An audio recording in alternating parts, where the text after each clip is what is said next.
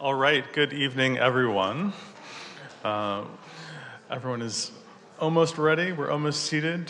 Thank you for joining us tonight in session 2 of this session of the Civic Leadership Academy. I'm Joshua Scher. I'm the city's communications director. This is part of the communications team, and we'll all introduce ourselves in a moment. But City Manager David Wilson is here. Just wanted to turn it over to him for a moment to provide introductory comments.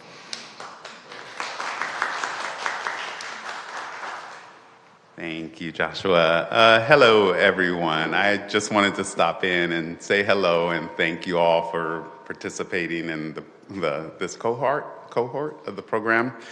I usually am part of the first session, and I wasn't able to be here because of a family emergency, but I at least wanted to come and say hello.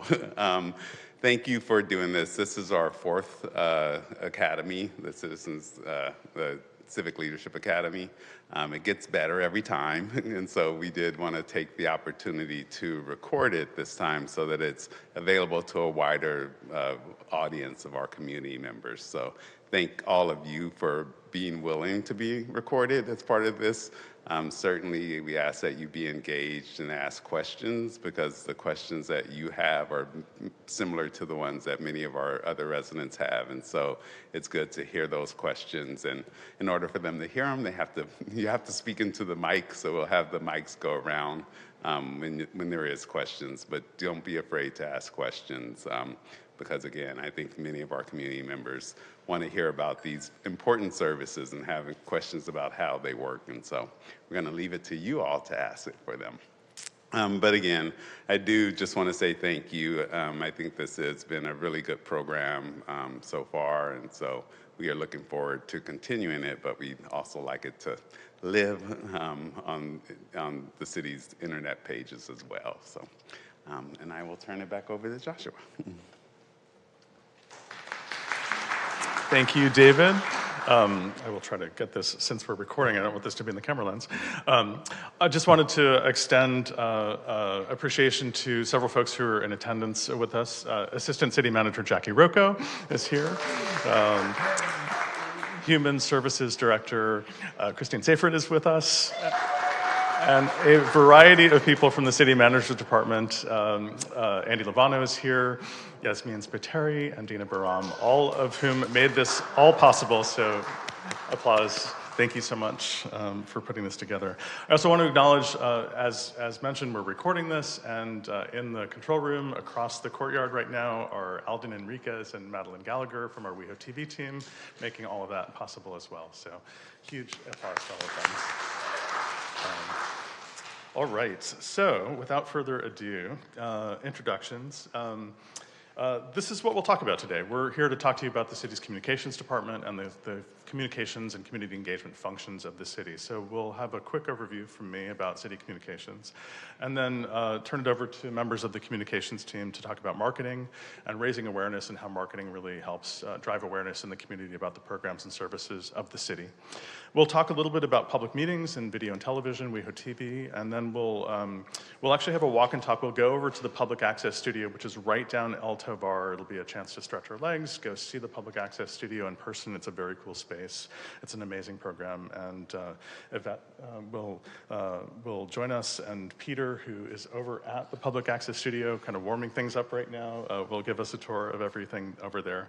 We'll take a quick break, and then we'll reconvene. We'll talk about media relations, the media landscape, and kind of what media looks like in 2025, because it's a quickly changing environment.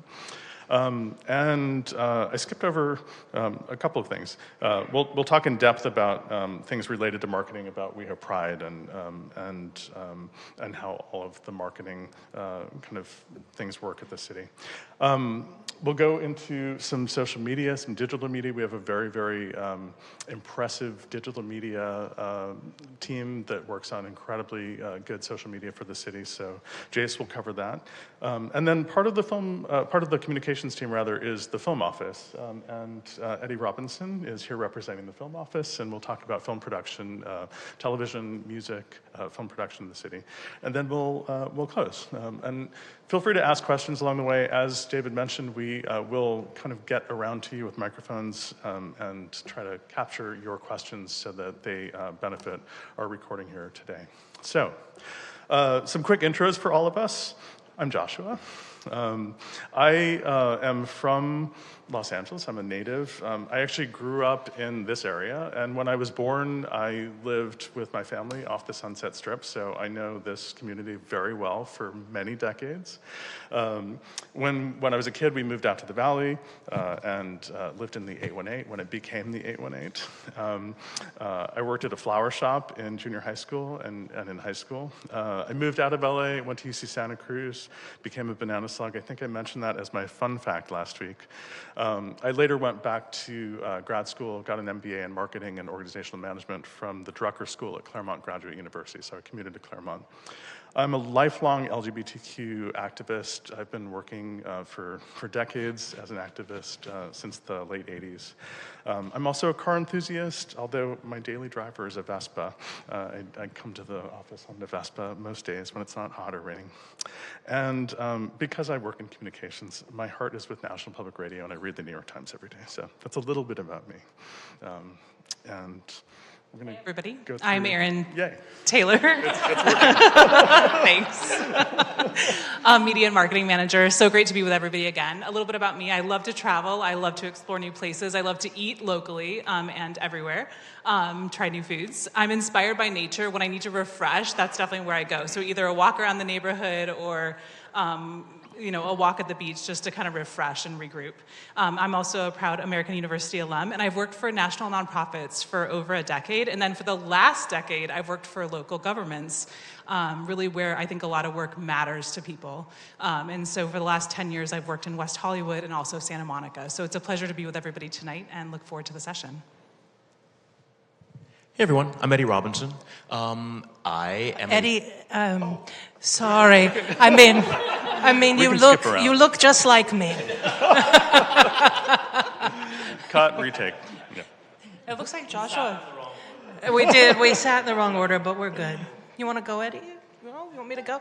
All right. In the interest of understanding that people learn in different ways, instead of putting text on the screen, we've done some graphics here on the screen behind me. You can follow along with me as we go through those photos. I am bilingual, although my second language is an American Sign Language, so I'm very quiet in my second language.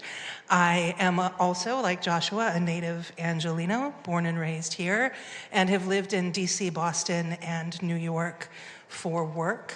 My graduate degrees are in leadership and management, broadcast journalism, and American Sign Language interpreting. I have a big gay resume.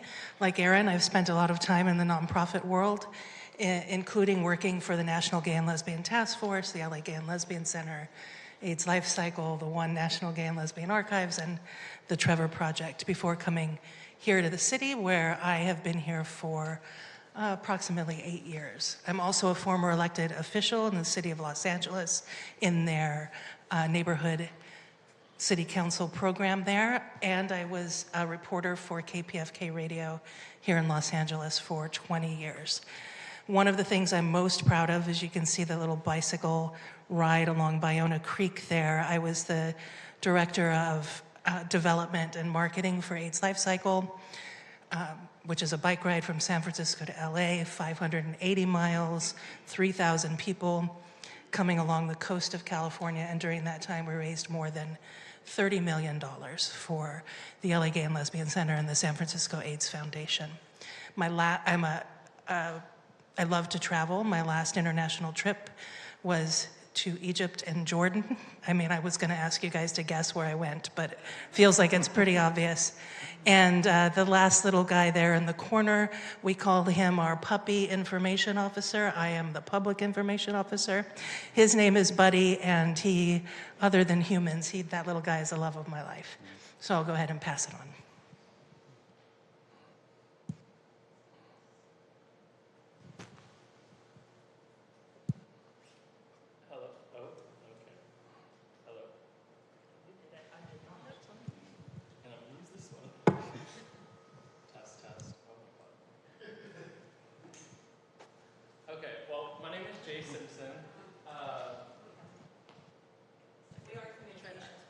There we go. Okay. Hi, everyone. I should know how to use a mic. I'm the city's digital media officer. I don't have as impressive of a resume as Sherry, but I have the trifecta. I live, work, and play in WeHo. Thank you. I've been a resident for 9 years, which is crazy. My first job was a co-founder of an app startup, and I say this joke every time, but if it worked out, I wouldn't be here today, and clearly it didn't work out, so I am here. I stumbled across the internship at the city, found a deep love for the organization and the work that we do, and I've been here ever since. 8 years total, which I did the math earlier. That's almost 30% of my life, which is also crazy to think about. And I have 3 dogs, Roxy, Rue, and Rain, that you can see on the screen. And I got them all during the pandemic. And nice to meet you all. Thank you. That's definitely me. Hi, I'm Eddie Robinson. I am the film coordinator for the city. Absolutely love what I do. I'm a music lover, and I like most every genre of music. What else do I do? I'm a proud NYU film and television grad. I'm a West Hollywood resident. I also live, work, and play here. And I've worked with the city since 2005. Very happy to be with you tonight.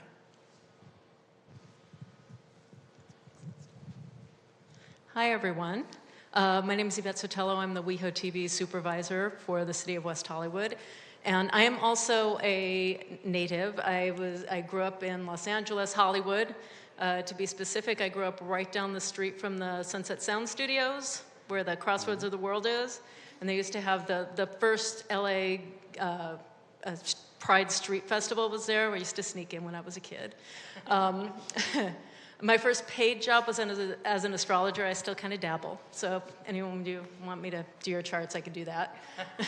I studied animation at the Academy of Entertainment and Technology. I've worked for the city for close to 25 years now. And I've been a passionate volunteer for LGBTQI+ projects and organizations like Butch Voices, Gender Play.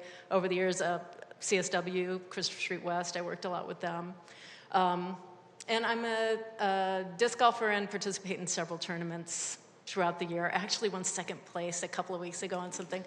I'll be playing another tournament in a couple of weeks. That one I'm going to win. So. Awesome. But wait, there's more. This is about half of us. The rest of the communications team is not with us tonight. You'll meet some of them. In the lower right of the screen are Alden and Madeline. I mentioned them. They're actually live working on the recording of this evening's session. On the top right of your screen is Sharon Jackson. She's a 38-year-long tenured employee of the city of West Hollywood. She's the longest tenured employee of the city of West Hollywood, which deserves a round of applause. She's our extraordinary administrative specialist. And Bobby is pictured below Sharon. Bobby is our administrative analyst. He is in charge of all things design review, website, a lot of collateral materials, marketing stuff traffics through, and a lot of our outdoor media program relates to Bobby's job. And then Peter, who you'll meet on the kind of top left there in our public access studio. And then a couple of members of our digital media team, Hannah Werner and Haley Nelson, who are extraordinary and help us with all things social media. We're going to quickly just set an intention for inclusion. This is an inclusive environment, and this is not only for our session, it applies to every session. So we're all going to share different statements about inclusion. And I'll begin by saying that we all aim for inclusion. We all have equal value. We all have a voice and are seen, represented, respected, and valued in our work together. We endeavor to be aware of language and respect one another with language that affirms our identities. Our words matter. We welcome feedback. And we all belong. Thank you, everyone. And that applies not only to this evening, it really applies to all the work we do every day at the city. And it's part of what makes the city and working for the city and all the work we do together at the city impactful. So I'll turn now to a quick overview of the city's communications function. The communications department of the city really exists to oversee the city's communication strategies and programs. without the city's communications department, people wouldn't necessarily know about or learn to connect to the city's program services policies. So the city's communications team is really the face of the city, and it's how we communicate and interact with the community. A lot of the work that we do is based in strategic thinking that we prepared about a decade ago, and it's in a strategic plan. It's called the Communications and Community Engagement Strategic Plan. And this is an assessment of all the work we had done to date as a city since its incorporation in 1984, and where we were about 10 years ago, 12 years ago, in thinking about all the technological changes and communications methods that were changing. Media is changing, social media, iPhones, the way we interact today. The big conversation in the public sector as well as the private sector is AI, and what does that look like, and how is it shaping our communications environment. So the Communications and Community Engagement Strategic Plan is really a roadmap for us as we endeavor to do the work of representing the work of the City Council, departments and divisions as we communicate with the community about what our organizational priorities are. The importance of having a plan like this in place and referring to that is it gives us all the opportunity to speak with one voice. We have, as you know, many boards, commissions, different departments, different priorities, and that can sort of get misaligned if we don't really think about how we communicate to the community, how we share one message, and how we prioritize those messages that we share day in and day out, week in and week out with the community. Inside the communications plan this is a largely staff-focused communications plan. It has media protocols and media strategy for staff members to be able to work with reporters, with Sherry. It has marketing best practices and how we should engage in a branded environment so that people, when they look at materials that are produced by the city, they know it comes from the city. They see the city's logo. Things are consistent and feel like West Hollywood. So this work really helps connect the kind of all the different silos of the organization together in one shared approach. This is really important. As we know, government trust is at an all-time low, and there are lots of good reasons for that if we look at the federal stage. But one of the things that's happening as government trust erodes federally or and in other avenues of government, that really trickles down to responsiveness and trust at the local level. And we need to constantly redouble our efforts to build trust in our own community to ensure that people feel that they're getting transparent, clear, precise information from the city about the things that concern them, and that we're mindful of communicating to them in a way that works for reaching them where they are. And to that end, we are working on a few new projects, and we'll each talk about this in more detail, but we are developing a news site called Hello WeHo. It's in the final stages of its design, and we're populating it with content to launch it shortly. We've been saying shortly for a while, but we really mean it this time. And we're really excited about bringing a kind of warmer blog-like newsletter, digital newsletter to the community so that people can learn more about the events, programs, and services of the city in a way that's easier to access than kind of going back through a news release archive. We're working on updates to our city calendar. Our city calendar functions well. It's at weho.org/calendar. You've probably all seen it, but it doesn't have the kind of bells and whistles and connectivity that a lot of private sector best practice approaches might have. So we're looking at installing new features and making it more dynamic and connecting the dots between different areas of the organization so that more content is featured on the calendar. We have resources that are out on the table in the lobby. We have a whole kind of printed resource around getting involved with the city and making it clearer about how you can get involved with the city, how you can tell a friend to get involved with the city in ways that work for you as an individual or a community member who wants to get involved with the city. And then we've recently wrapped up a campaign around 40 years of cityhood. You've seen the posters that we've developed for that effort are out in the lobby. Please take one when you go tonight. They're very cool. And it was a fun project to work on. But as part of that, we've done a lot of video storytelling work with people who have had substantial influence on shaping the history of the community. And so we're excited to have that as part of the record for storytelling in the future. So with that, I will turn it over to my colleague, Erin.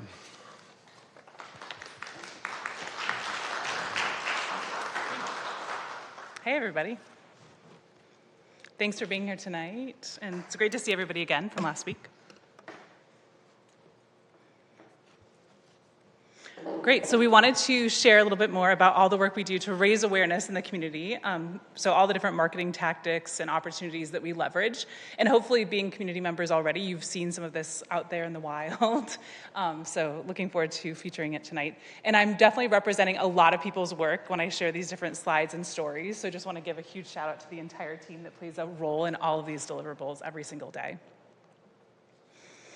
So one of the ways that we get the word out in the community is definitely the ads and outdoor media. And so we definitely leverage local publications, Google and social ads, and social media to raise awareness about all the great programs that West Hollywood offers. We also have different outdoor media PSAs. So in different locations, whether it's digital or sometimes we'll use a printed option like the ones that you're seeing here during the pandemic to get the word out in different spaces around West Hollywood. Another way that we get the word out is through our transit shelters and street pole banners. I'm sure you've seen our digital spaces around the city. We are able to have a certain number of spaces, every month or at a certain time interval to raise awareness for city programs. And it has huge visibility on the boulevard. So I'm sure you see our information out there. And we're very grateful for that opportunity to be very visible. Our team also runs the street pole banner program too. So right now we have the 40th anniversary banners up. We'll be shifting gears to a different awareness month soon. But those different banners, not the ones that say Design District or the ones that might say Sunset, but the ones that are city messages, those are definitely run by the communications team as well.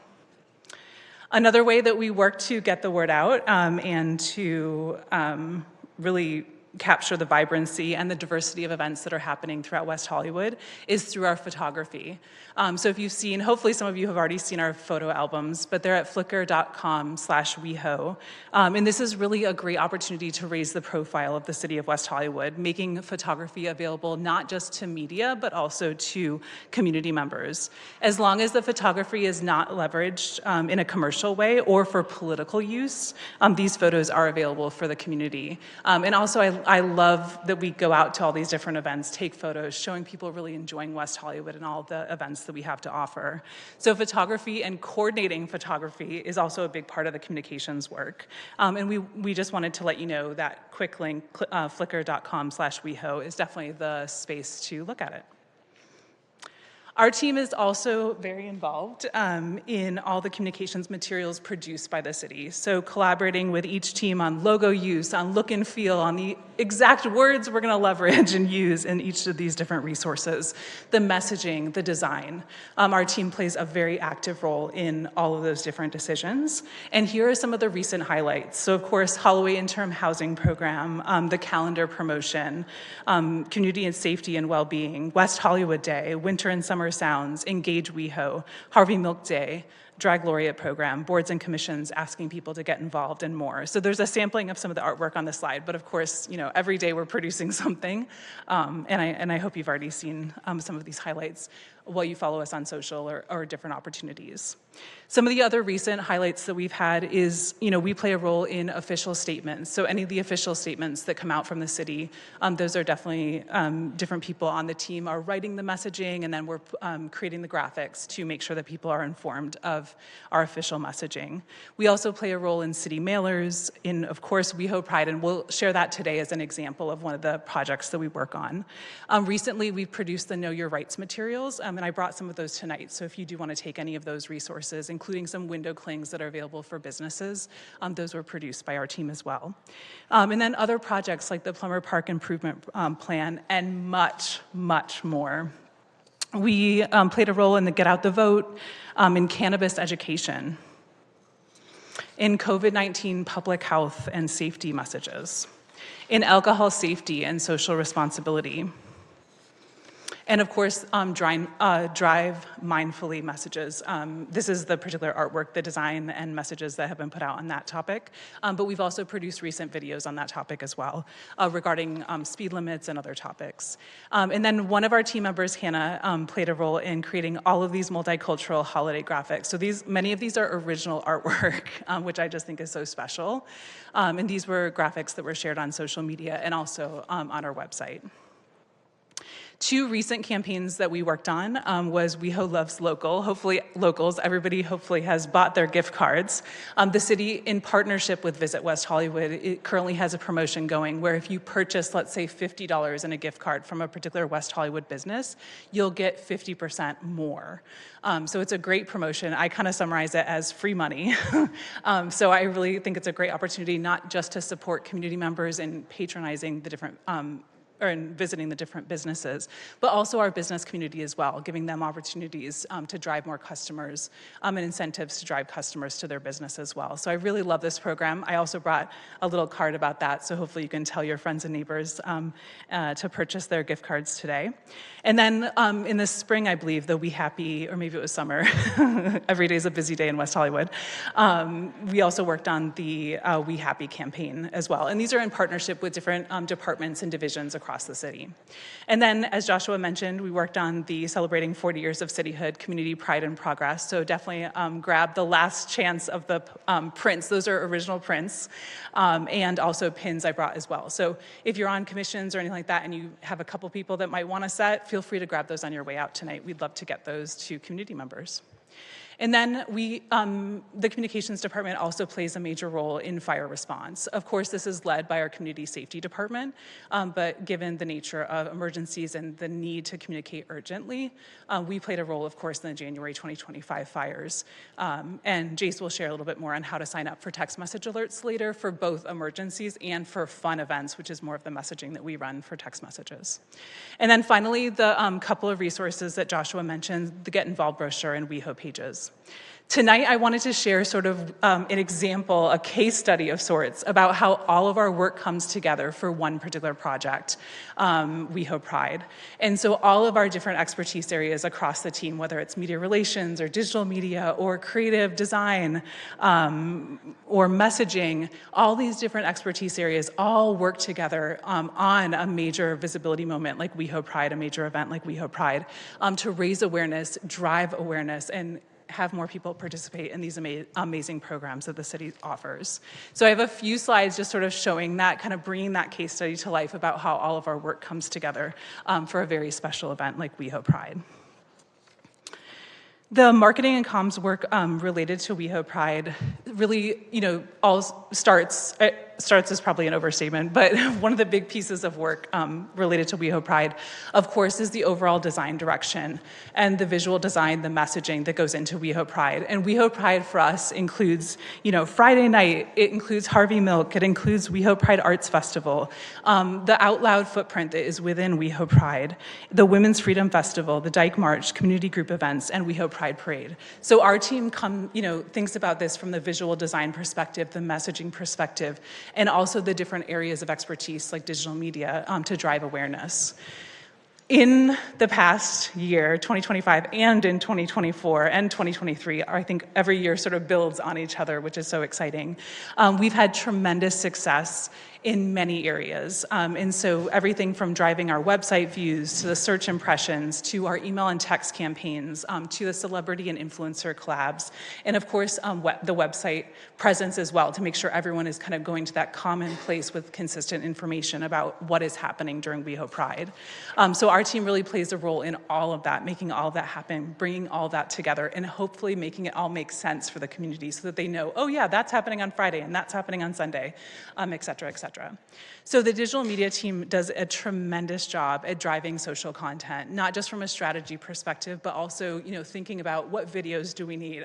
Do we have the film crew out there? Then are we gonna get a recap video for that day? And how do we drive engagement and audience participation, both at WeHo Pride, that social media account, but also at WeHo City as well. So this slide captures some of the videos that our team has worked on in 2025. Those were the highlight ones. And then in every year, we usually do recap videos as well. So whether it's Friday night or Saturday night, just keeping the energy and engagement up with the audience so that people are kind of looking, oh, hey, what's happening tomorrow? So every major part of the event, we try to do a recap video as well to kind of highlight what happened there and those special moments that happened during WeHo Pride. Our overall impressions are massive, and I think this is just so impressive. But we have reached over 2.5 million impressions through WeHoPride. And Instagram is definitely our leader in terms of where we're reaching the most people, but we're also reaching 1.5 million people on Facebook, and we're growing our audience on TikTok. So the digital media team just thinks, strategizes, hey, like what messages are gonna work, or like what trends are happening, or what influencers should we be leveraging to help extend the message on WeHoPride and invite more people to join us for the weekend or for those different elements that I talked about earlier, like WeHoPride Arts Festival or Dyke March, Women's Freedom Festival, etc. Last year, we had over 4.4 million impressions. All the green arrows are going up, which is what some of the notes say on the slide. The audience was over almost 140,000 people with almost 15,000 shares and almost 16,000 link clicks. So that's people clicking on information to get to, let's say, WeHoPride.com. I think these numbers are tremendous for a city of our size, and definitely something to celebrate all the tremendous work that the entire team has done on WeHoPride. Last year, 3 of our top celebrity collaborators, and so the team manages and develops the influencer strategy, identifies maybe potential influencers that could help get the word out about WeHoPride, and then works with the influencers directly to finalize messaging and look at the drafts of videos that come in. So last year, these were 3 of the top ones. Trisha Paytas, Chriselle, and Paris Hilton did many videos. I was seeing her post a lot about WeHoPride. But these videos were a lot of fun, and as WeHoPride starts, as we sort of look towards the weekend, or maybe the couple weeks prior, we're building energy, getting people more excited, and I think the influencers do a great job at extending the message to their audiences as well. In the past, there was also a lot of organic, meaning unpaid engagement with WeHoPride. So this slide captures some of the people who have just organically posted about WeHoPride without us saying, hey, can you post? They're actually doing it on their own. So they're excited, maybe they're stumbling upon the events themselves and sharing. And I think this is impressive as well. This is part 1, and we have a part 2 as well. Some of the people have performed on stage, and so that's why they're posting about it, but others, they're not necessarily a performer for that year. In 2024, we also relaunched WeHoPride.com, making it more accessible, ensuring people there's an accessibility functionality on the platform where people can increase font size or change the contrast, maybe slow down some of the videos to ensure that people can access the information at their own preferences. So that was a major adjustment for 2024, but also the overall design evolved as well. So you kind of see the that was more like 2023, shifting to 2024. And the results were tremendous. So over 1.6 million website views. These are the 2024 numbers, but 2025 was very impressive as well. And the time on page also increased as well. So those design adjustments and enhancements really help people stay interested while they were visiting WeHoPride.com. And hopefully you've seen WeHoPride.com as well. And then the last slide I'll share is, we're getting to the last couple, is the outdoor advertising. So on the boulevard, we're also using those spots to share information and to raise awareness for when is WeHoPride weekend, or maybe when is the Women's Freedom Festival, or those different elements of WeHoPride weekend. So the messages will sort of evolve as we lead up to WeHoPride to make sure that people have all the information that they need leading up to the weekend. And then we also deploy photographers during the weekend as well to capture all the incredible moments of WeHoPride weekend and the Arts Festival and other events, Dyke March, et cetera. So that's a snapshot. But all these are on the Flickr page, so we encourage you to take a look. So in summary, just sort of seeing that as a case study of all of the expertise and work that we do, and of course we're doing this on many other topics as well, but we wanted to kind of share this as sort of a case study to help people see all the different elements and how we're all working together to raise awareness for a city initiative. This last year was the largest ever effort to generate new content. Our ads, our outdoor media, our local mailers, email marketing, merch, and much, much more. And Sherry and Jace are going to touch on a couple other aspects as well. But we had our first ever primetime WeHoPride Parade coverage, which was massive this year, and a launch of Query, and Jace will mention that. But what I want to also share is that WeHoPride and our work around WeHoPride from the communications department is award-winning. So we have received many awards about WeHoPride. One of them has been from the Los Angeles chapter of the Public Relations Society of America, and then also the City County Communications and Marketing Association. And I believe WeHoPride has also won an Emmy. And so I want to share with you, as folks talk to you, maybe neighbors and friends, and say, hey, like, how do I stay informed from the city of West Hollywood? Like, where's the go-to spot? Please take a quick photo, and this is also in your handout as well. But these are the key locations to stay informed. So we're pushing out information on all kinds of topics, WeHoPride, or like the Holloway, or, all these different amazing initiatives and topics that are happening as a city. And these are the go-to places, whether you want to sign up for our email updates, our city calendar, the city news, social media, text, or a way to find out who to call and contact.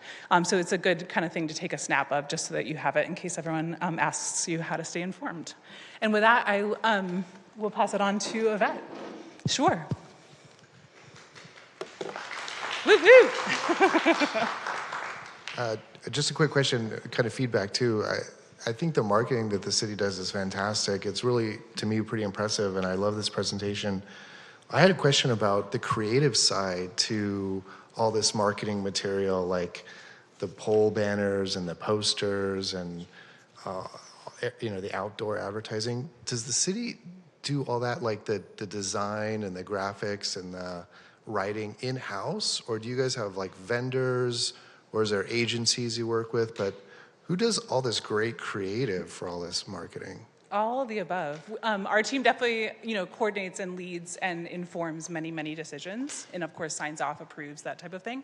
But we leverage all the above. So some things are in-house. Some things might be a contractor that's maybe a large-scale firm that might support it. Some things might be a single graphic designer that is working on a particular topic for us, and they're going to develop the flyer, the social graphic, and this. So depending on the project, part of, I guess, my job and Joshua's job is to figure out, who's the best resource for this and when.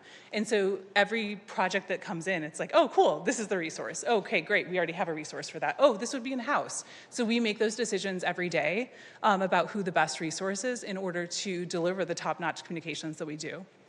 And how big is the in-house creative team, just roughly? So the slide that Joshua shared, I'll jump back to it. So our, let's see here. One second. It gives you a little bit of a sense of the communications department. Let me jump. Let's see. So this is the communications department. So in terms of an in-house team, that's how I would answer it. You guys are doing your own creative and being managers as well? Some projects we're doing their own creative, and then some things we're working with a graphic design firm or a developer. That's really impressive. Yeah, no, it just varies on the project. I always think about, what's the budget for the project? How long will that project be existing? Maybe it's a 2-year thing, or maybe this is just happening on the one Saturday. So we also connect people to resources as well. So we might work with another staff person from a different department and connect somebody to a resource they could use for a project to communicate. But yeah, thank you. Hi. First off, I want to say I absolutely love the social. That's actually how I found out about this program. So Amazing. Thank you for posting that. I always engage. I love it. My question was about community management and how you guys respond, react, or engage with comments, and also kind of connecting to last week about city council meetings and getting things on the agenda. If there's ever just a slew of comments about one certain topic, is that something that the communications department then brings up to city council, like, hey, this should be on the meeting agenda, a lot of our community members care about this, or is that another avenue that can be used for that? I think for community management for social, Jace definitely leads that with the digital media team, and then the city council agenda we can cover as well. Test. There we go. Yeah, great questions. Well, we have a ton of social accounts that I'll get into in my portion of the presentation, but a lot of the feedback and sort of like insights that we gather are for internal use. We try to kind of keep a barrier between public Brown Act meetings and the work that we do at the city, but oftentimes it's informing policy or it's providing feedback to different departments and divisions. And then in terms of responding and community engagement, you'll see the numbers in a bit, but it's an overwhelming amount of messages that we receive for our team. So a lot of the work is done through a platform called Sprout Social. So a lot of automations and AI components and tagging. So it helps us really get like a good understanding of what people are talking about. And oftentimes we can kind of get ahead of a conversation or get insight into like what the community how the community feels about maybe a controversial topic or something that's exciting that's happening, a new dog park, et cetera. And we'll use that data to inform our colleagues. Thank you. And then one last question over here. So your website for WeHoPride, I was just curious, like you had like further engagement. Did a lot of that have to do with like making it ADA compliant, or like, I imagine it is ADA compliant, but like even more so, like what actually drove like the increase in like in engagement on having the revamp of the WeHo website? I'm just curious because that'd be really like interesting to know. Yes, the WeHoPride refresh was an exciting project for us. I would say technically the thing that really drove a lot of organic traction was the switch from one platform to another. We're using an industry kind of gold standard enterprise CMS that allows for more enhanced like SEO functionality and tags. Yeah. So what we noticed, like the biggest change was on the old system, we were ranked maybe 6, 7, 8 in Google search results. With the new platform, we were always 1 or 2. We also got some of these like fancy Google, I forget what they're called, but they basically have a little box to the right of the search results that kind of break down to summarize the event. So by switching to the new system, it enabled Google to kind of scrape content in a more effective way. And then just, the brand awareness and people kind of being tuned in to social, paid ads, media, all of the work that we do to support WeHoPride was really elevated year 2.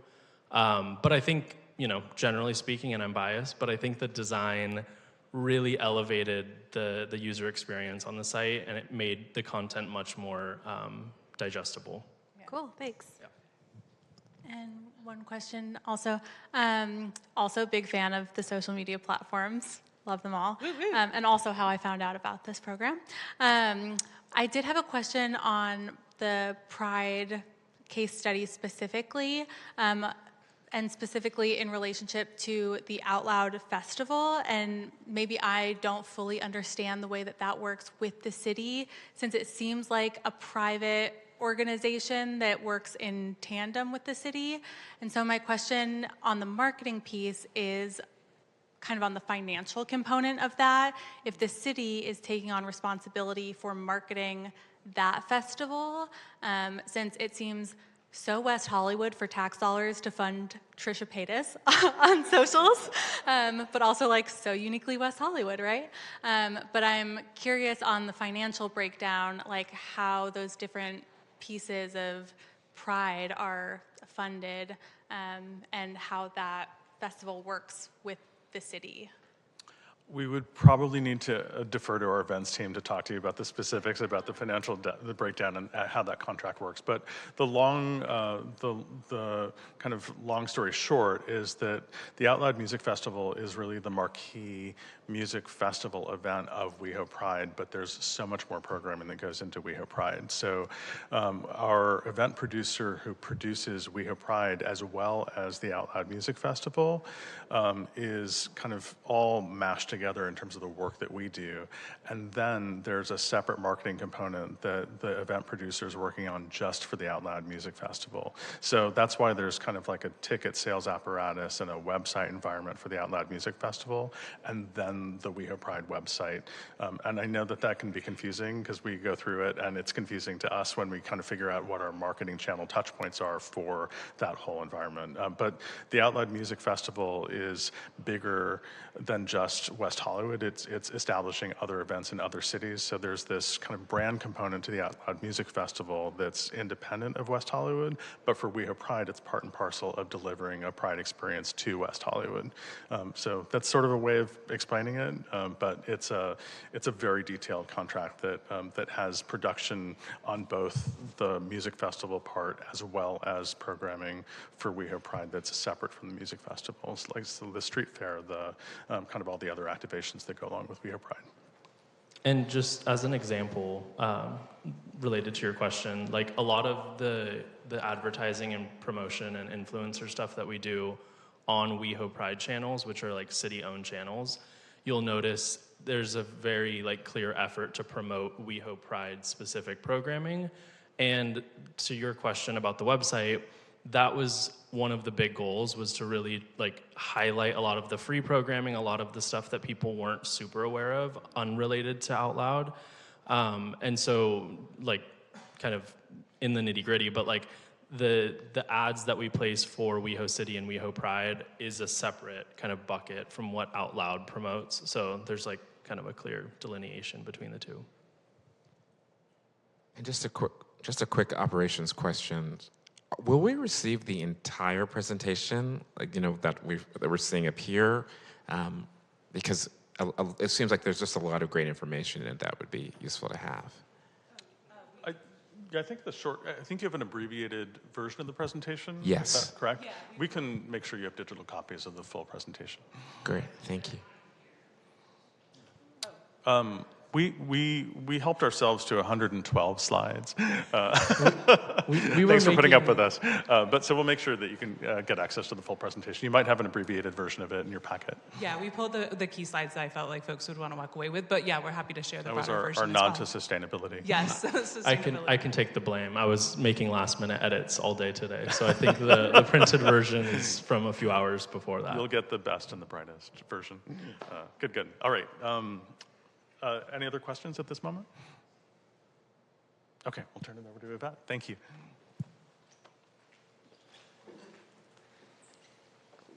So hello, everybody. My name is Yvette Sotelo. As I said earlier, I'm the WeHoTV supervisor for the City of West Hollywood. So I'm going to go a little bit over what goes on at WeHoTV. So that's the government access channel. So I have the WeHoTV team, so that includes the government side of things and also our public access program. And I'm going to go over a little bit about what we do.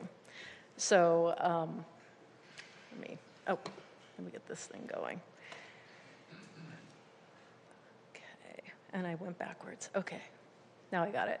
So the core of our work is we focus mostly on meetings. We produce more than 80 meetings annually. We also manage the channel's programming, maintain and upgrade broadcast equipment. But most importantly, we facilitate community access to essential government information.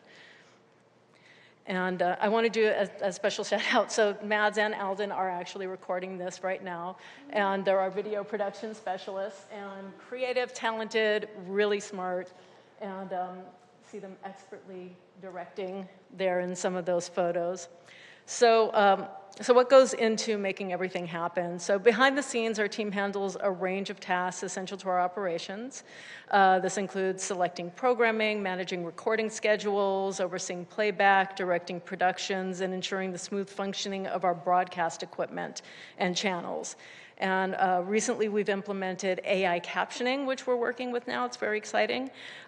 We've upgraded our control room equipment rack. You can see there, it's a beautiful thing to me. So the rack ensures that we reliably deliver the best and most accessible output possible. I'm a big geek. So while the core of our work is producing public meetings, and WeHoTV isn't just confined to meeting rooms and the studio. You'll often find our video production specialist team out and about capturing the excitement of various events in the community. We're out there documenting moments and sharing them on the channel and across social media platforms, et cetera. And by the way, if you ever see any of us out there, we love communicating with the residents, so give us a shout, not literally give us a shout, but come up to us and talk to us, because we'd love to meet you. We'd love to meet community members. So if you ever have any questions about WeHoTV, definitely come up to us when we're out in the field. So what we try to do at WeHoTV is make local government and media not only accessible, but also engaging and informative, from council meetings to commission meetings, rent stabilization discussions to business license deliberations. News Bites are short format news packages, and special events and panels. Government Access TV is here to inform the community and open the doors to transparency and democracy. And so, You can find WeHoTV, we're reviewed by thousands of people, and you can find our programming on Spectrum Cable Channel 10, streaming on our website, YouTube TV, Apple TV, Amazon Fire TV, Android TV, and Roku, because accessibility shouldn't be a barrier to engagement. So it's really important that you're able to find us pretty much on any platform there is. So what we do isn't just about broadcasting, it's about fostering a dialogue and empowering community members to participate in their local government. It's about seeing the democratic process in action, which is very exciting.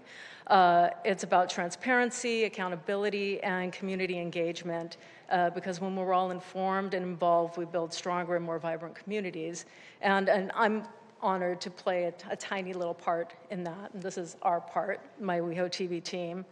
And something very exciting is, if I don't pass it, we've also recently completed the build-out of our brand new state-of-the-art production studio. This dedicated space expands our in-house production capabilities, allowing us to better serve the city with focused, high-quality programming. The studio will support the work of WeHoTV, which is the government access side of things, the city's government access channel, providing a controlled professional environment for the creation of informative content and keeps residents connected and engaged. It's also the new home or the house of West Hollywood Public Access. That's the city's community access program, offering local residents the tools and space needed to produce original content and bring their stories and ideas to life. And I'm also going to give a big shout out to Peter Levine, who is our new public access coordinator. He's crushing it. He's doing a great job. He's coming up with great new programs for the West Hollywood Public Access program. And that's what we do. And so the fun thing is we're going to stretch right now and take a break, and we're going to actually get to see the studio. So we're gonna do a tour and go over to the studio and actually meet Peter. And so if you had any questions about the community access program, public access program, or WeHoTV, you can ask us any questions about that. And that's cool.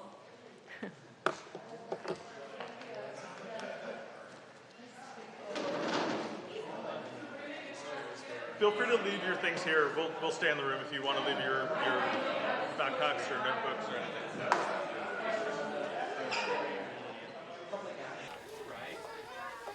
Is this the green room? That's the green room. This is the studio. Control room.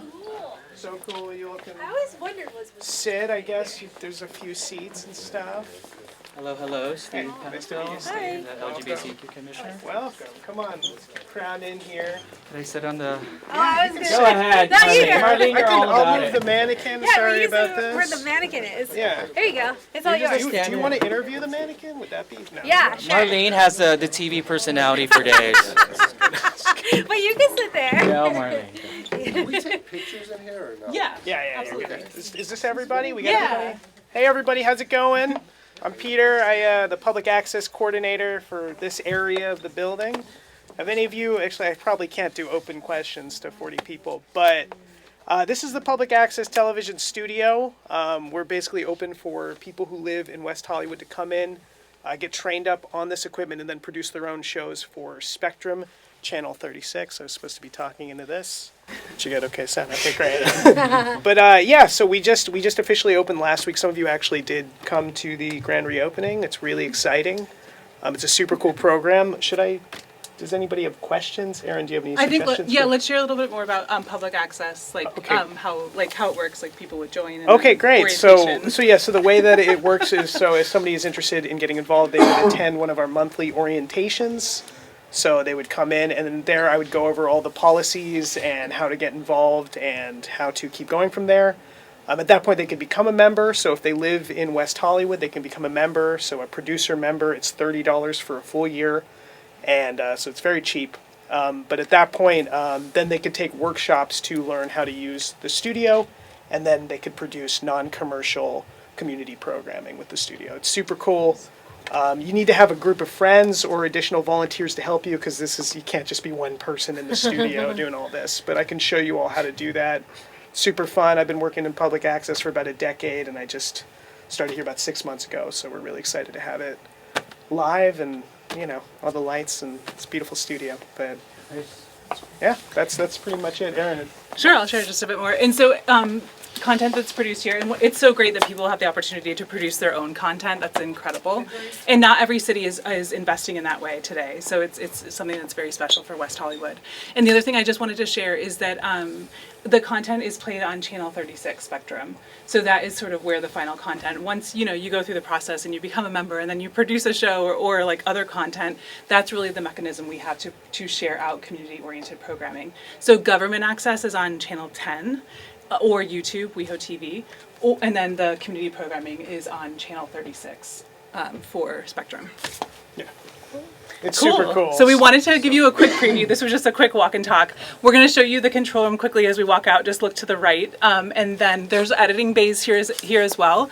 And one of the great things about Peter's vision for public access is that we'll be expanding opportunities in different ways. So there won't be just the studio experience, but we'll also think about a podcast experience, as you can kind of see forming in the corner there, or opportunities to learn editing software as well. So we have a whole editing suite actually as well as part of the studio. And we also have field production equipment. I totally missed a bunch of things. Sorry about that. Oh, no, not at all. But we also have field production equipment, so if you wanted to film stuff out in the field, we have some really awesome gear for that. Is this available for city staff as well, like commissioners and?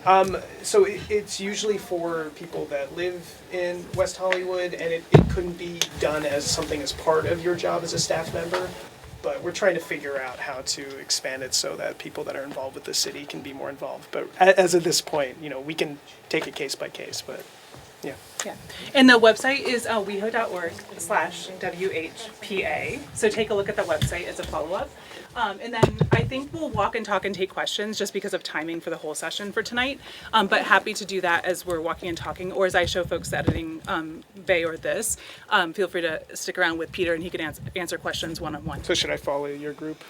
Either way, All right. I think folks did have questions, so maybe if you can gather one-on-one questions here, and then I'll just let people take a quick look at the two other spots as we walk out, and then get back to the other session. Awesome, thanks. Thanks, Peter. All right. Hey, how's it going? Good to see you again. How you doing? WeHoTV. Is the Channel 36 24-hour programming?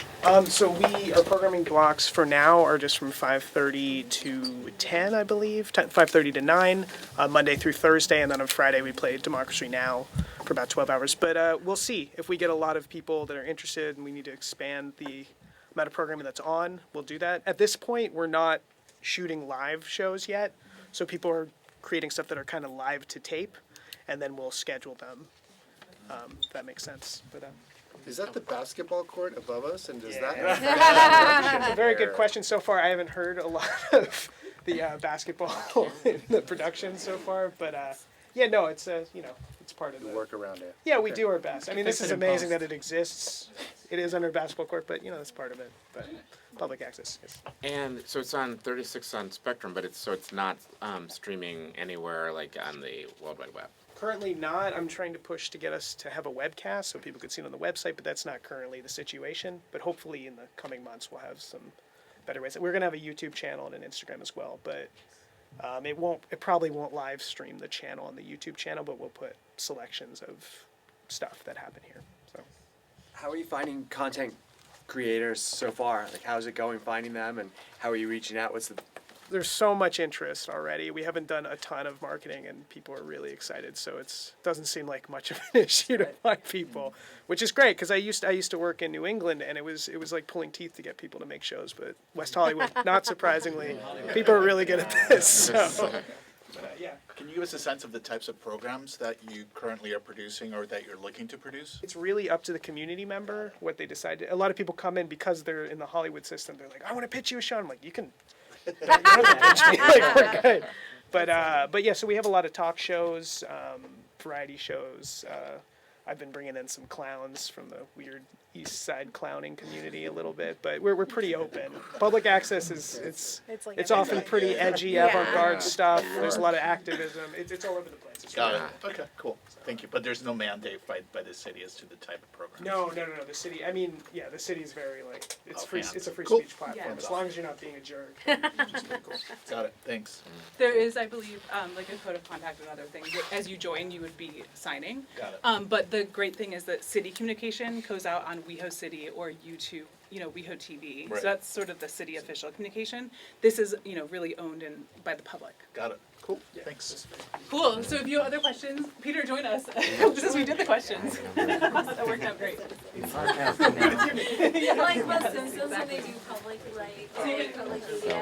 I was like, oh my god, I can totally see the Simpsons here. I heard you in the front row. I was in Cambridge. Were you there the whole time?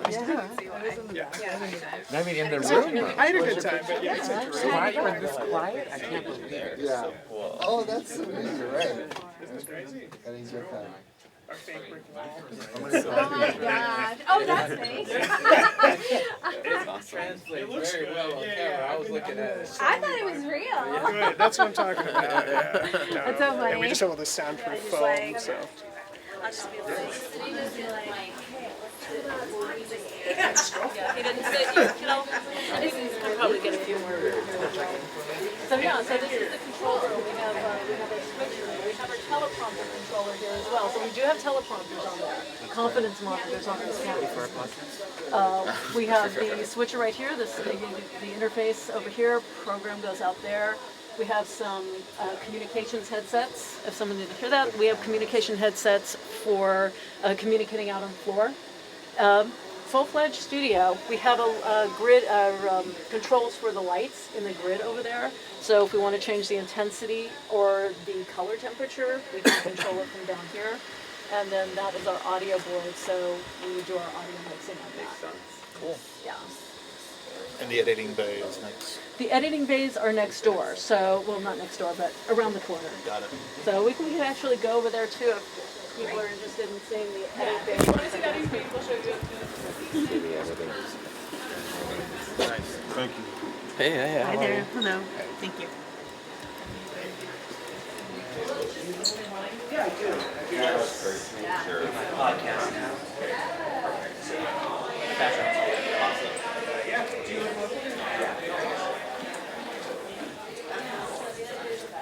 Yeah, so if you decided to join and then become a member, do the orientation, and you wanted to reserve a spot for 2 hours to work on a particular program, these editing bays would be available to you. And they would have the Adobe licenses. They have the Adobe licenses, so they have Photoshop, they also have Premiere Pro, they have Final Cut Pro, Do you and they guys also have train DaVinci. people on how to And that's use the exactly what software? happens. So anybody who wants to come through public access and want to use the edit bays or the equipment or anything, there's a group of workshops that you would do to take to start to use the. So unlike what it seems facilities. like, you can't just show up and do a public can't just access show up and- They have like a whole plan and they're Yeah, working there's it all up the workshops whole that you time. would Yeah. you would need to go through to do it. Mostly because we, of course, want everyone to know how to use the equipment and everything like that. Exactly. It's just that $30 a year fee. Yeah, it's just, it's Crazy. Yeah, it's the best deal out there. It's the best deal in town. It's cool.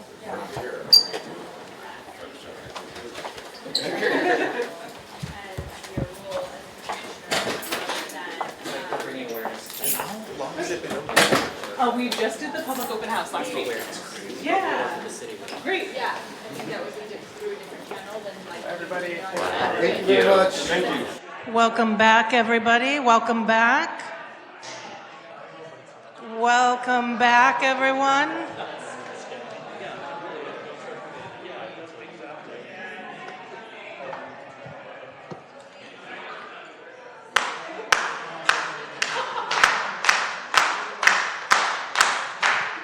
Thank you. Welcome back, everybody. Just trying to get your attention here because I know that we have some time to make up. Interestingly enough, our little last team here is always charged with making up the last couple minutes of this presentation, so we're going to speed through here as best that we can. Just a reminder, I'm the Public Information Officer for the City of West Hollywood, and my broadcast journalism degree, I always start with this. My Journalism 101 professor would not pass us to Journalism 102, would not grade a final unless we answered this question. What are the 3 most important things that a journalist must do when reporting a story, must have in that article? Oh, look at you guys, you're good. You're like the 5 W's and the H. Yes, but it's accuracy, accuracy, accuracy. So that's what we go for here in the city of West Hollywood, transparency and accuracy in our media relations process. So I'm not just sitting in my office behind a desk and typing out 300 press releases a year without there actually being a little bit of background and process. I am lucky enough to be able to work with every department and every division on promoting programs, events, meetings, public statements, whatever it is that we need to do comes from my office. And then what that does is it triggers more of what we do in the communications department, some of which you've already heard about and some of which you'll hear about in just a couple minutes from Jace in digital media. So I have a list of 100-ish or so folks that we distribute our press releases to on a regular basis. My media list actually goes out to more than 500 people. Every time you get one, 499 other people are getting it too. And then we'll do specific targeted releases as well when we need to, for example, reach out to people who write about arts or people who write about homelessness. We'll pull more lists that way. So the trigger then moves on to other communications tools. And so once my press release goes out, then an email notification goes out to folks who have opted in at weho.org/email. If you haven't opted into that, I suggest doing that so that you're aware pretty much immediately as soon as I hit send. That email goes out as well, so you know exactly what's happening in the city. And then at that point, Jason and his team take over and start our social media promotion of whatever that press release was about. And then Yvette and her team discuss whether there is potential for some WeHoTV video, a news bite. You often have seen Eddie doing news bites here in the city of West Hollywood. Little brief ones. He has a great voice. You should watch them when you get an opportunity. And then Erin and her team discuss possible outdoor media as well. So our communications basics are pretty straightforward. I make sure that whoever the staff lead is on whatever the project is we're working on has posted onto the city calendar. We don't release a press release unless something is already on the city calendar. So often I'm ready to hit send, double check, and then have to go back to the staff member to be sure it's on the city calendar. The news release goes out, and then the general website content comes from that point forward. So a couple recent media hits. We're not just local West Hollywood internal blog media or print media. The city of West Hollywood, interestingly enough, I get called on a daily basis to make comment on whatever's happening in the state of California, in the nation. And I feel like, Joshua and I have talked about this before, I feel like it's because we are so responsive. And if they call the city of LA or city of Beverly Hills, they may not get someone, I'm not saying anything about the city of LA or Beverly Hills, but they may not get somebody to answer the phone or return an email. And here we're very responsive to media folks. So national coverage via Rolling Stone, local coverage being through our television stations here in Southern California. Here are a couple more recent media hits. I'm a little worried about what they're doing to that bunny rabbit in that particular photo, but you can see that we're also on websites that aren't West Hollywood specific. That particular website is Secret LA. Not bragging or anything, but these are just a few of the different places where we've either pitched or been covered just in the last couple months. Rude, it's gone black. All right, so media relations. This is a little bit of a brag, I guess, about WeHo Pride. This, I think, is incredibly important to understand as tax-paying citizens, as people who live, work, and play in the city of West Hollywood.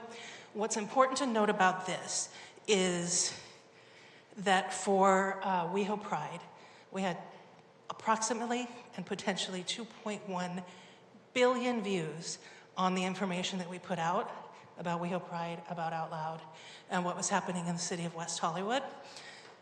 With publicity value of this past year, it was more than $8 million. The year prior, it was 7.1, which means that your tax dollars weren't spent on advertising all of the WeHo Pride information that's out there. Instead, we pitched, we talked to reporters, and we got those stories out to the public without costing our residents a dime. There we go. That's the one. That's the slide that I like to sit on for just a second, silently.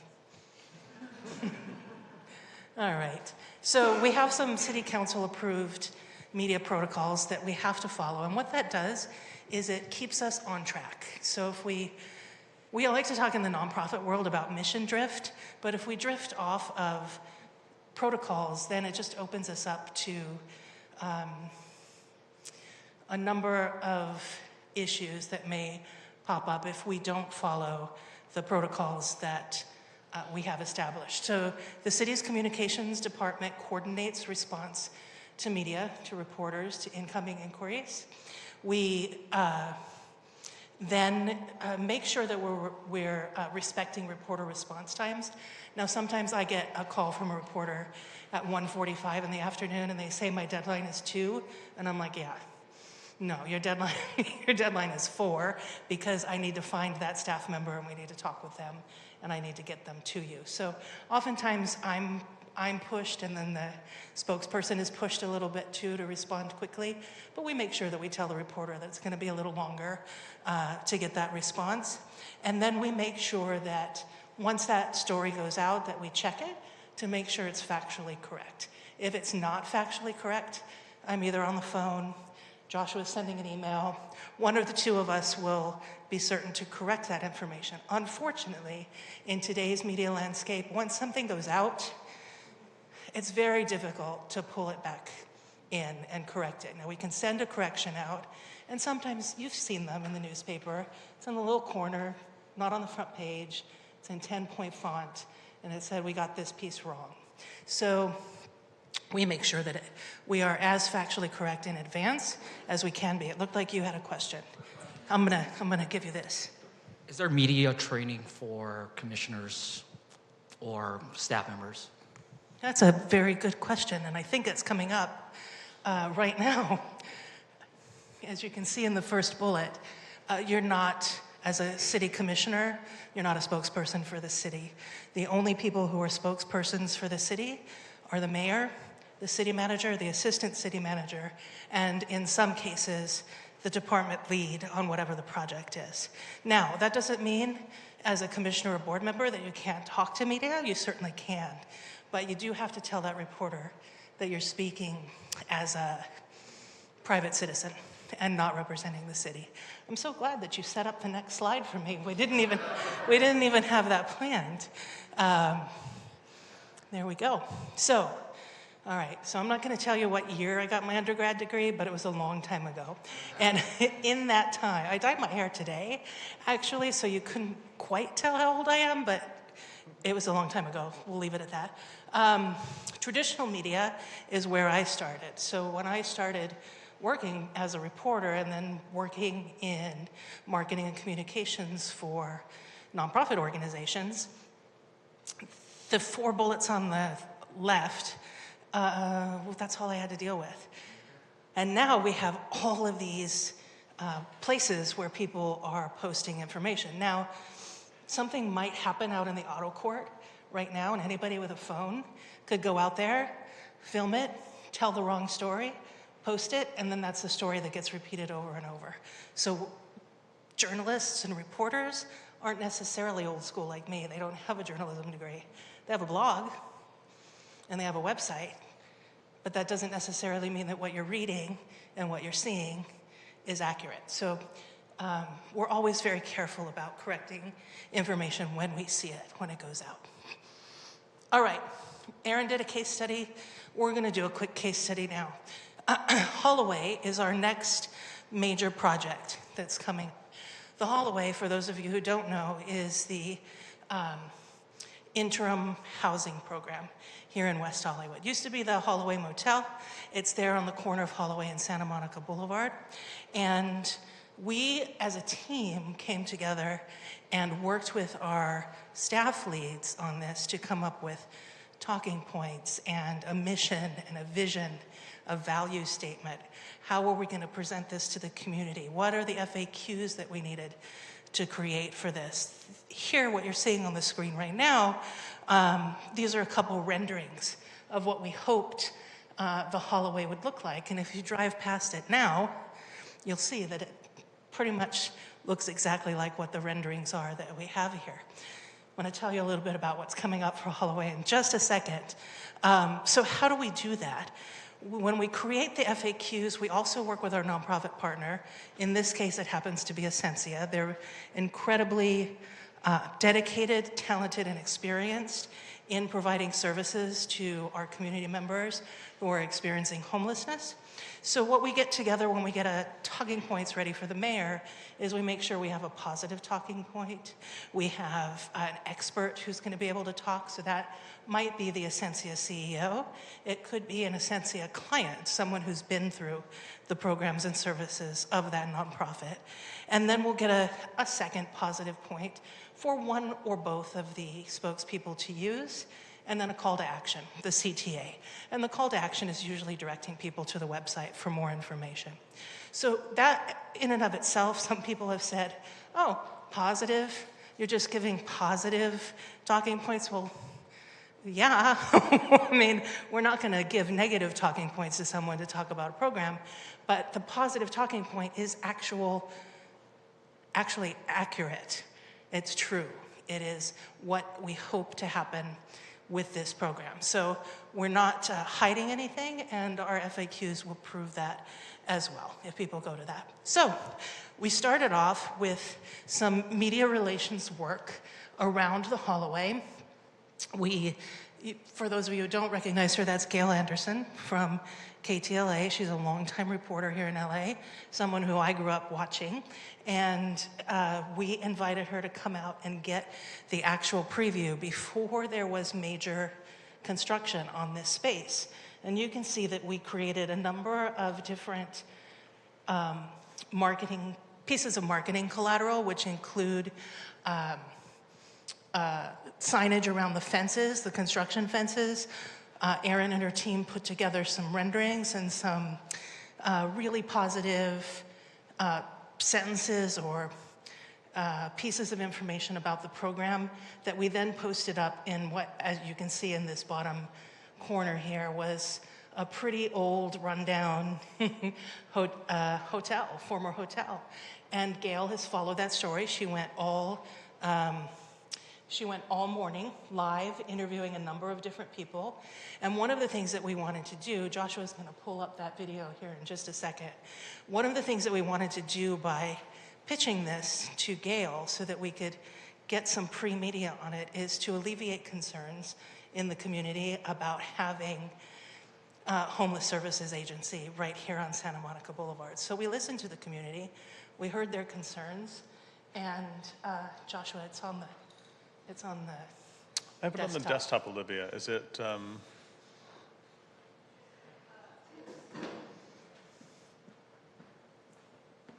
Jason, do it. Great. Again, we are communications professionals here in the city. Takes a village.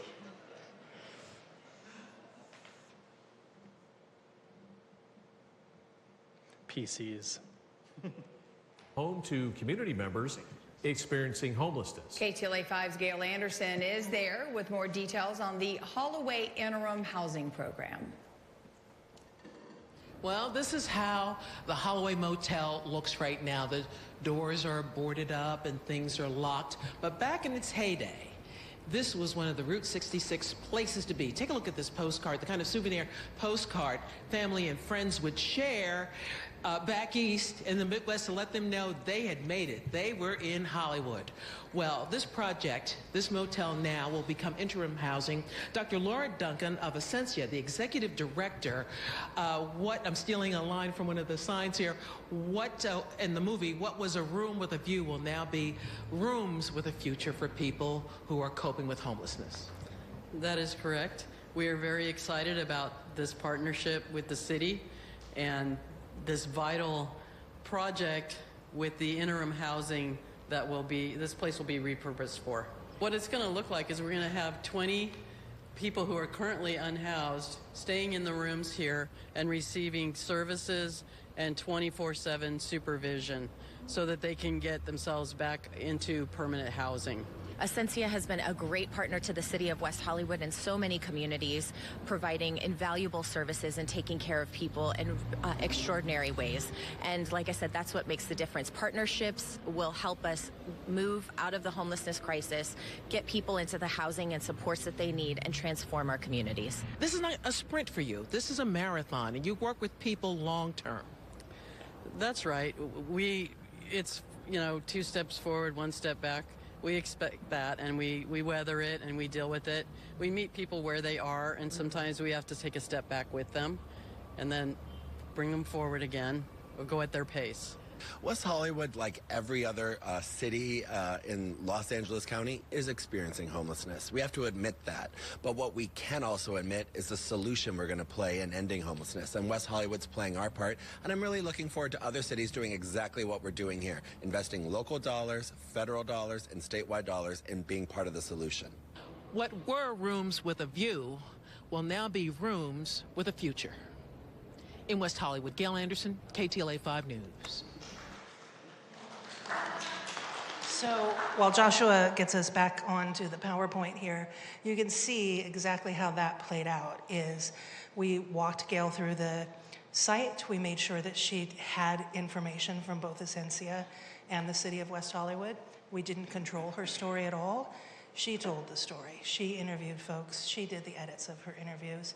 And this is what was the result, which means all of the work that this entire team does in creating talking points, in creating social media, in creating graphics, and making sure that the community is aware of what's happening is incredibly important in telling the stories of the major things that are happening in the city of West Hollywood. So Holloway is a major thing.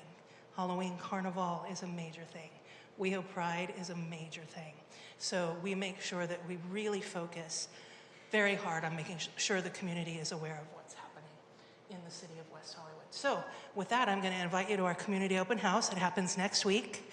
We want to be certain that you come on out, take a look. The Essentia executive director is going to be there. You'll get tours of the rooms. You'll get to see the kitchen and the intake. It's actually a really beautiful space. It's peaceful, and it is for me, when I first walked through it a couple weeks ago, first of all, what a transformation from the motel to this space. It's going to be a space that brings our community members experiencing homelessness a great sense of peace and pride, and hopefully we'll get them to really dive into the programming of Essentia. Up to 90-day stay, 20 rooms, and hopefully they go from homeless to housed with this program. So come on out. It's 5:30 next Tuesday. We would love to see you there. All right, Joshua previewed this, the Hello WeHo news site. So this is a thing that I've been looking forward to probably since pre-COVID. Actually, truly, honestly, since pre-COVID. And oftentimes, as we mentioned, we send out 300 press releases every year. So that means I do the press release, I send it out, and then I'm pretty much done at that particular point, and I don't have an opportunity to dig really deeply into the story. Now, sure, you can go onto the Flickr site and see the photos, or you can wait for WeHoTV to put out a video, but then you have to go to WeHoTV to see it, and then you have to go to Flickr to see it, or you have to follow our socials when they post about it, and then you have to go back to the press release and find out about it. This site is going to fix hopefully. That's the goal. This site is going to fix all of that by making sure that we tell the stories, we share the photos, we have the videos, and it's all in one spot for people to see all of the really good work that the city of West Hollywood is doing. And we even put in, thanks to our digital team, we even put in some fake stories. This is what the website will look like when you first log on. You'll see a couple of the top stories, and then you'll be able to scroll through some of the rest. You can filter by trending, arts and culture, and a number of other different topics that you can see along the screen there.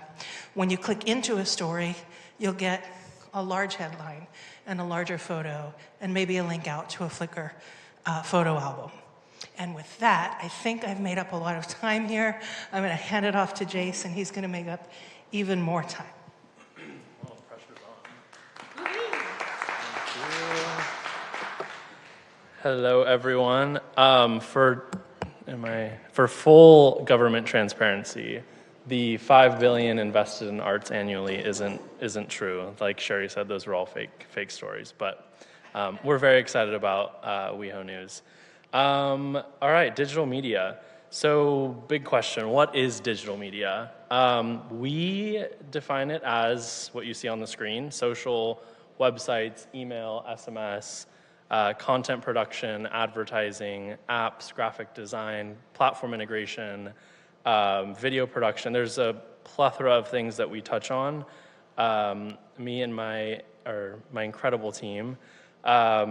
And yeah, so our strategy is to always strategize. We are always looking for on-trend content. We're looking to create content that the community resonates with.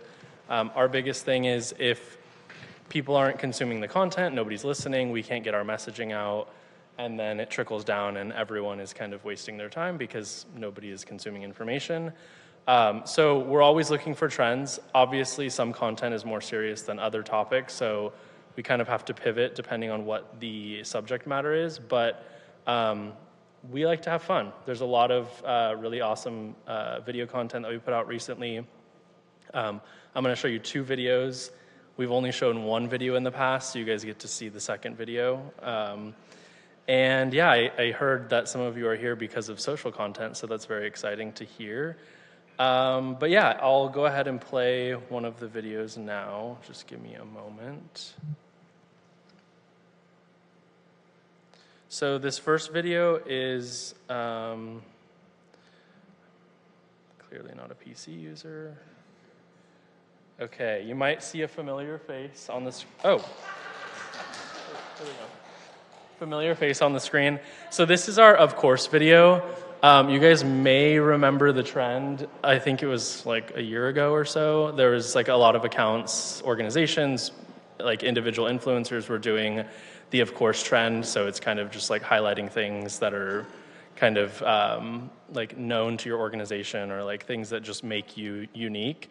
So we took a WeHo spin on it. We went around the office and got a bunch of video clips, and it's one of our highest performing videos thus far. So enjoy. Favorite TV show? We're the city of WeHo. Of course we have the nation's first municipal rooftop. We're WeHo. Of course we're the first city in the nation to ban the sale of fur products. We're West Hollywood. Of course there's rainbows everywhere. Oh, and of course Ellen's gonna deliver your non-GMO, grain-free, keto, egg white protein bowl. We're WeHo. Of course Fred starts here. With one of the largest celebrations in the world. We're West Hollywood. Of course we have a free nighttime trolley that takes you to all your favorite bars and restaurants.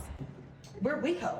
Of course we have one of the highest populations of LGBTQ people within our 1.9 square miles. We're West Hollywood. Of course we have an entire team dedicated to renters' rights and housing. We're WeHo. Of course we're going to provide $220,000 in arts grants this year. We're WeHo. Of course we're the first city in the nation to declare ourselves pro-choice. We're WeHo. Of course we have record-breaking employee protection laws in place.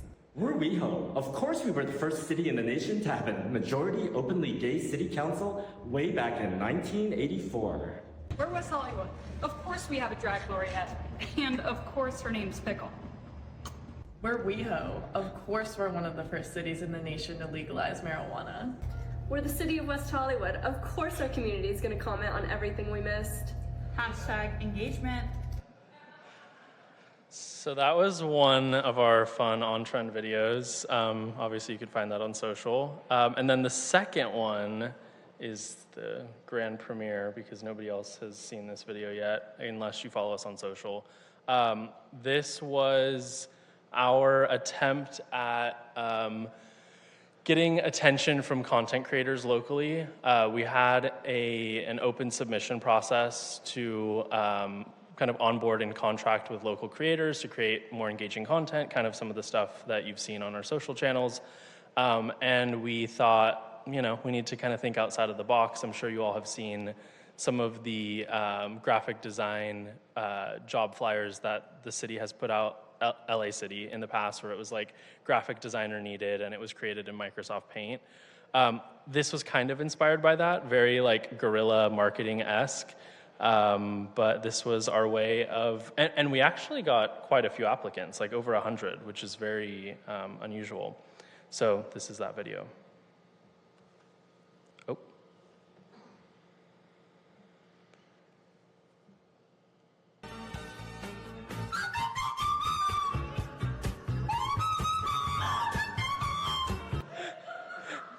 Sorry for the lag. I don't know why it does that, but you get the gist. But yeah, and that was one of our things. I love that you love it so much. Same.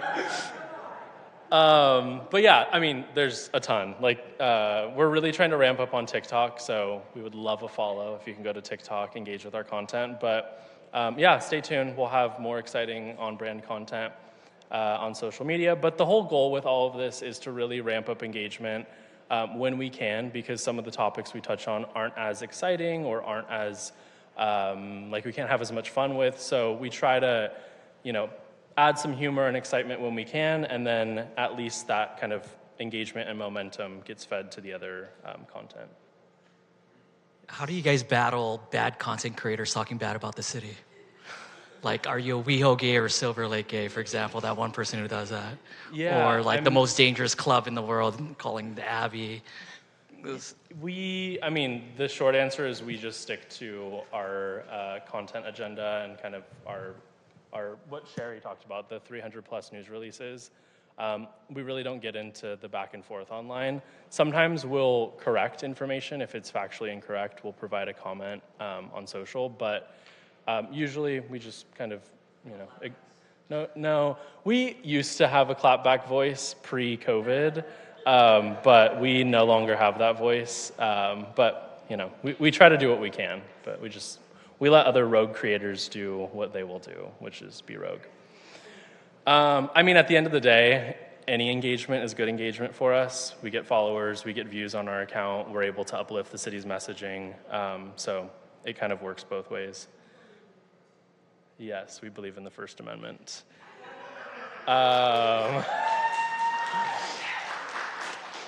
So another premiere this time is Query. We didn't talk about this last Civic Leadership Academy. You may have heard about Query earlier. You may have actually had a conversation with Query. Query is our new AI chatbot that we released for WeHo Pride this year. It was a last-minute kind of scramble and decision to help support the community and provide immediate feedback, 24/7 support. As you could probably guess, the name is a play on the term query, like to query something, and then it has the WeHo queer-esque to it for WeHo Pride. It was a very like approachable, on-brand chatbot for us. We are able to spend basically, I think we launched and developed it in like a 5-day period before WeHo Pride weekend. So we fed it a bunch of content. We had conversations with it. We told it how we talk, what our brand voice is, what to stay away from, what to relay to people. Anything from road closures, event schedules and parking, to safety info, what to bring, what not to bring, random questions about where the restrooms might be. Everything was covered by Query. And if Query didn't have the answer, Query was very good at directing the community to an email channel or to call City Hall directly. So Query was kind of our first attempt at a public-facing AI tool, and it went really well. We had over 8,000 users interact with the widget in a 5-day period right before WeHo Pride weekend and then through the weekend. The insights we gathered were quite interesting in what people were asking. People were having full-on conversations and just kind of using it as a companion. So that was interesting. But yeah, Query was a huge success. We're really excited to expand the functionality for next year. And you might see a version on the city website sometime in the future. All right, some numbers to brag about. You're gonna see 2023 in your packet. Like I said, I was making some last minute edits today. So what you see on the screen is 2024. Obviously 2025 hasn't concluded, so we can't include 2025 stats, but we have over 128,000 followers on Instagram, X, and TikTok. I forgot to add YouTube, but YouTube is included in that as well. With almost 30 independent accounts that make up that total. So we manage, oversee, engage, and kind of create content for the entire social media platform for the city. We have 5.3 million annual impressions.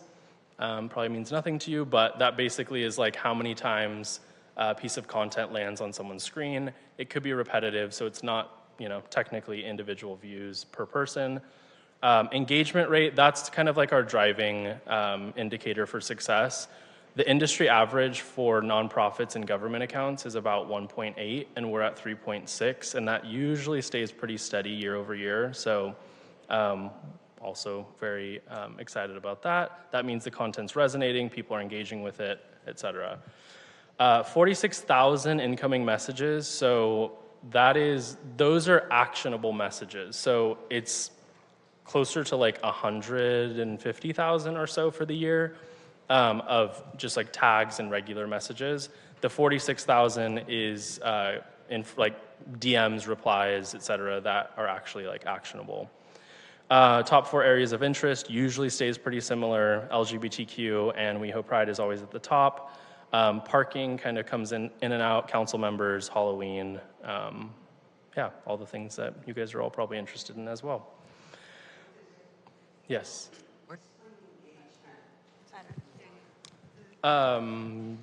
Yes, so engagement is essentially anything from like a like or a reaction on a post. So if you like, heart it, do the clapping hands, any of that. Resharing, commenting, sharing it with friends, basically any action that is any action on the post, I guess. That's probably the best way to say it.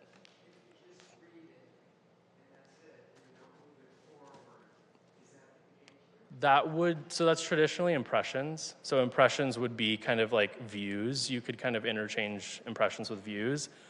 Depending on the platform that you're gathering the reporting insights from, sometimes they'll combine impressions as an engagement if the user stays on the content for more than like 2 or 3 seconds. So it really just depends. But our engagement numbers are strictly just like true engagement. Pardon me, Jace. For any future questions, can we wait for the microphone to come to you so that this recording actually gets your question and Jace's answer? That would be fantastic. Looks like, Jace, you have another question back there. Oh. Yes. It's not. Council members, is it to them or about them? About them. Oh. Yes. And that's all I'll say. But yeah, we don't manage council member accounts. They're completely separate. We don't engage with council members or any elected officials. So this is really just kind of conversations about our council. I just had a quick question about Curie. What was the backend like and platform did you use for that? It was a combination of a lot of tools.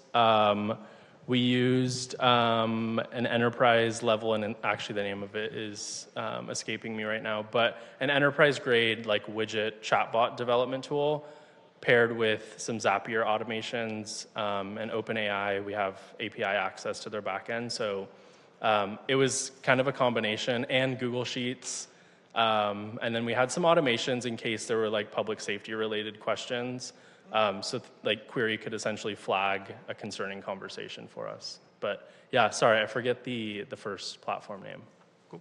Thank you. Yeah. All right, I'm gonna power through so that Eddie has time. Oh, was there more? Oh no, okay. Really quickly, these are our conversation insights.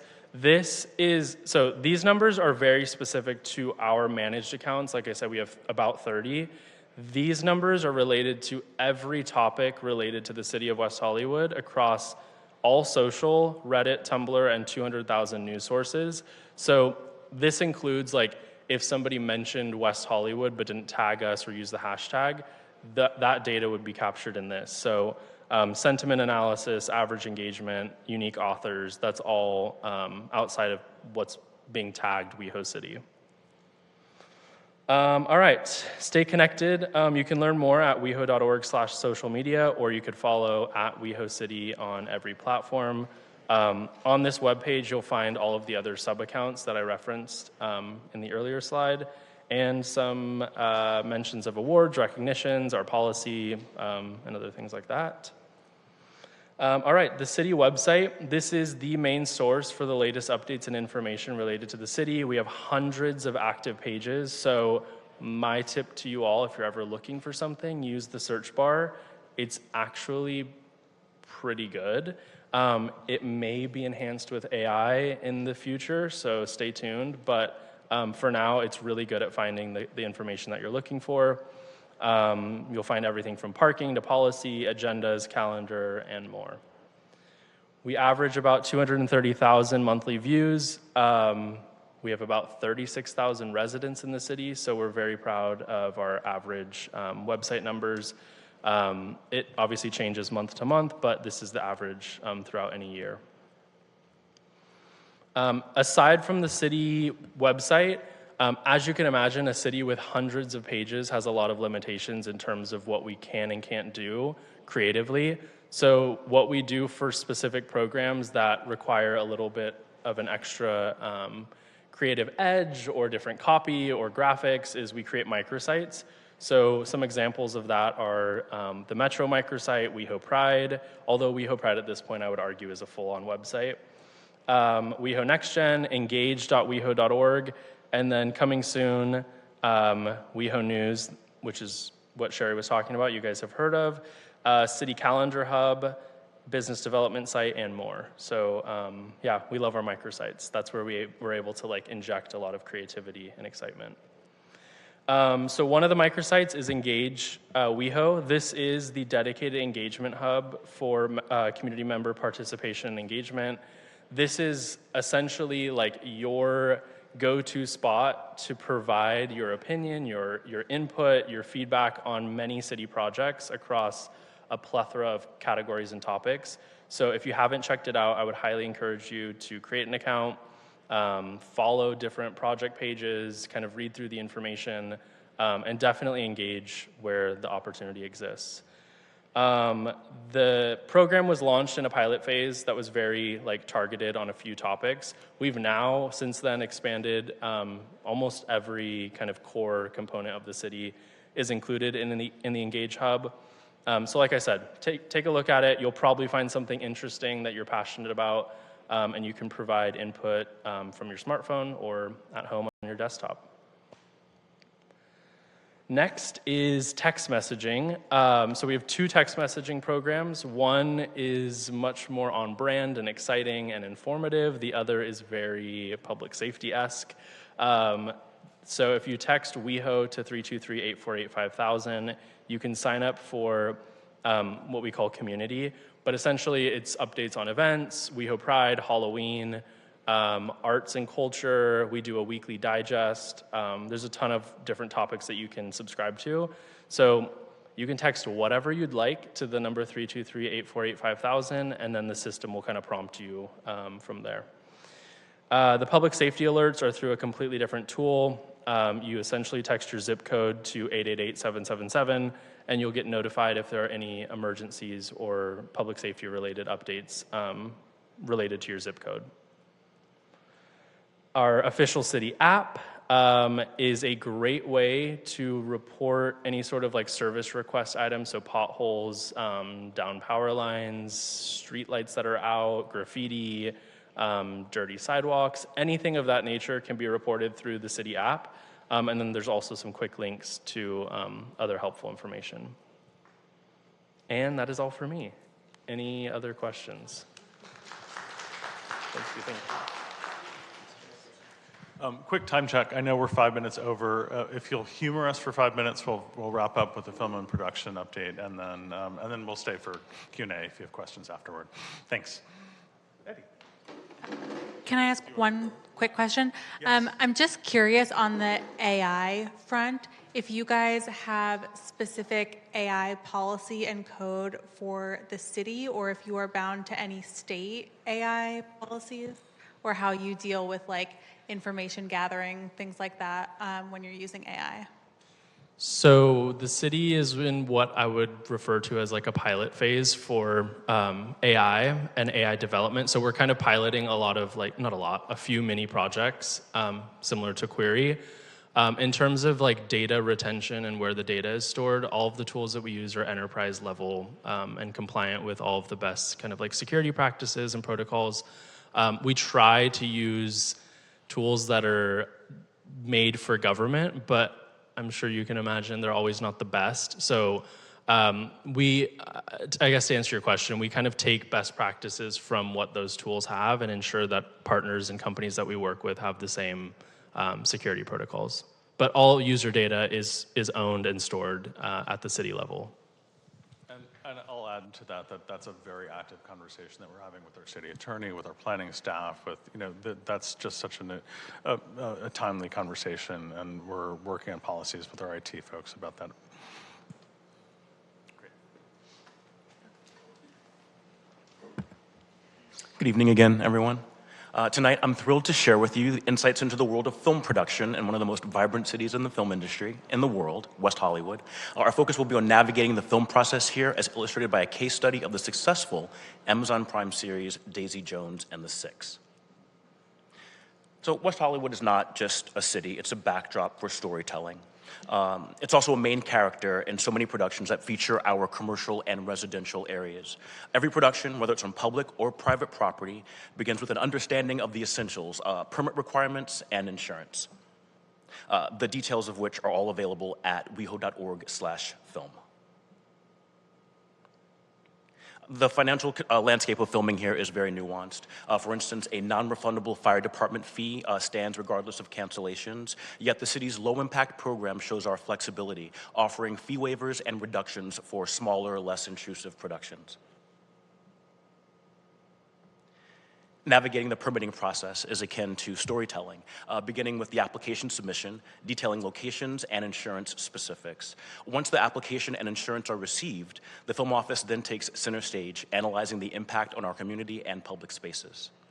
Our narrative deepens as we coordinate with various city departments, whether it's closing city streets or helping to ensure public safety. It's a collaborative script. Community engagement follows, where the plot thickens to involve addressing neighborhood questions and concerns, ensuring the story we're helping to tell resonates well with our businesses, residents, and their everyday lives. We're a film-friendly city that takes into account potential impacts to the surrounding areas that may be impacted by the city's filming activity. The climax of the film office's story involves issuing the permit and rolling the cameras. It's where planning meets action, and our city transforms into a live set, contributing to the visual tapestry of the final production. In West Hollywood, we're not just filming, we're a part of a larger community narrative. We balance the needs of productions with those of our residents and businesses, and obviously that's paramount, like pictures. That was a terrible joke, but I said it anyway. Okay. Through clear communication and cooperative planning, we ensure that each story told within our city respects and has the opportunity to enhance our community fabric. Daisy Jones and the Six is not just a series, it's a testament to West Hollywood's collaborative spirit. Jay Traynor, the location manager and primary contact for the production, not only brought the city's iconic music venues and residential areas to life on screen, but also highlighted the seamless cooperation between the production and the city, earning him the Location Manager of the Year award at the California On Location Awards, or the COLAs. This production was a symphony of cross-departmental effort, underscoring the vital support of the film industry and the office on our behalf, and also for our city council, who helped orchestrate the successful completion of the award-winning Emmy project. And here we see the production transforming the Viper Room to its previous incarnation as Filthy McNasties when Elvis used to visit. And one of the interesting aspects about that is the lead of Daisy Jones and the Six, Riley Keough, is actually Elvis's granddaughter. So this was transformed into his heyday, and she had a chance to walk through that entire environment. Some additional shots from the Viper Room.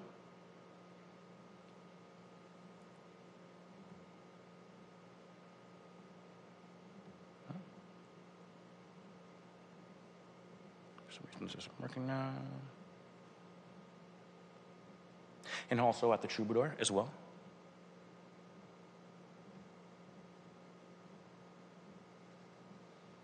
And the Whiskey.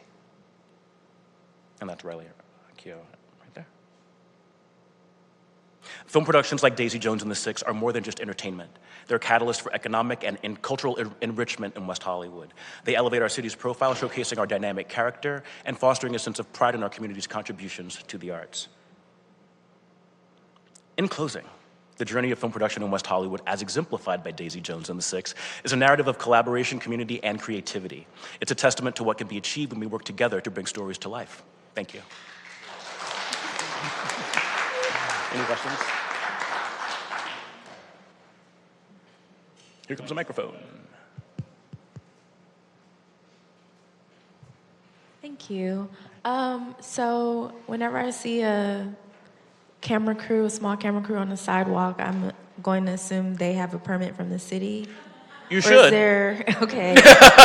Do you know if there's like a significant amount of guerrilla filming that happens in our city or not? I don't believe there's a lot of guerrilla filmmaking in our city. We do have a code compliance team that's actually in charge of that portion of it. Our goal is to get to a yes for any production that's actually hoping to film in West Hollywood and to help them do that successfully. So that's the job of the film office itself. As far as enforcing whether a permit's been issued or not, that's a separate department for code enforcement. Social content creators who are on the street, what is the policy on those? There's a level of whether something actually rises to requiring a film permit, obviously, of course. Anyone that has a phone can create content, but the question is whether it's actual commercial filming or whether it's something that's for personal use.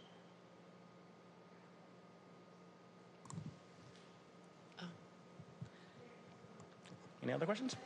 Thank you so much.